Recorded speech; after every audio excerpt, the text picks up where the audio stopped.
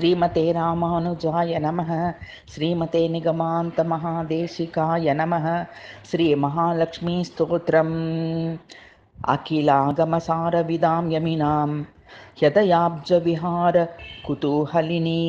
विनमज्जनताभिमतार्थकरी विजयस्वरमे हरिणा सततं स्मयमानसुरम्य मुकाम्बुरुहा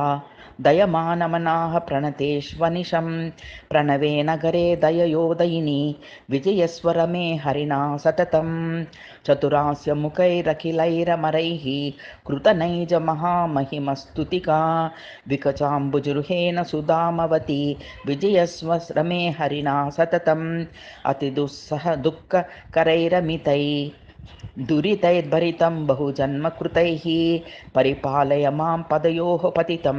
विजयस्वरमे हरिणा सततं सुमुखी शुभदा सुगुणा सुलभा श्रितसज्जनरक्षण विघ्निप्रसिता सुगर्तिर्निखिलस्य जनस्य मता विजयस्वं रमे हरिणा सततं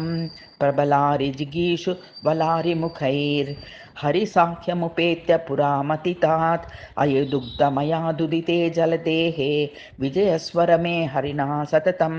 परिपश्यति सुपर्वगणे भगवद्भुजमध्य निशान्तगता प्रतिता परमाप्तसुलक्ष्मतया विजयस्वरमे हरिणा सततम् अवनीतनयात् उम्रीकृतवत् त्वयि राम हरे दयिता भवति प्रकटीकुरुते स्म सती सुविधीन् विजयस्वरमे हरिणा सततं विना विष्णुकान्तं गतिर्नो सदा विष्णुकान्तं स्मरेयं रमे विष्णुकान्ते प्रसीद प्रियं विष्णुकान्ते प्रदेयाः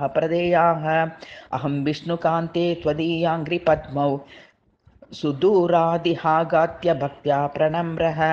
यथानन्दसिन्धो निमग्रः सदास्यां तथा मे प्रसीद अशेषानपि दोषान्मे प्रमादाद सकृत्कृतान् क्षमस्वाम्ब महालक्ष्मी हरिप्रिये प्रणतसुरासुर मणिमकुटाञ्जितकोमलपाद सरोजयुगे भवदवशोषण बहुलभयातुर रक्षण दक्षिण दृक्प्रसरे परिसर भास्वर निज जन साधित पावन पूजन ह्यष्टमनाः चिरमिदमाभस हरिदयिते पुरमोष्पदमिष्टकरी कृपया इति श्री महालक्ष्मी स्तोत्रं समाप्तम्।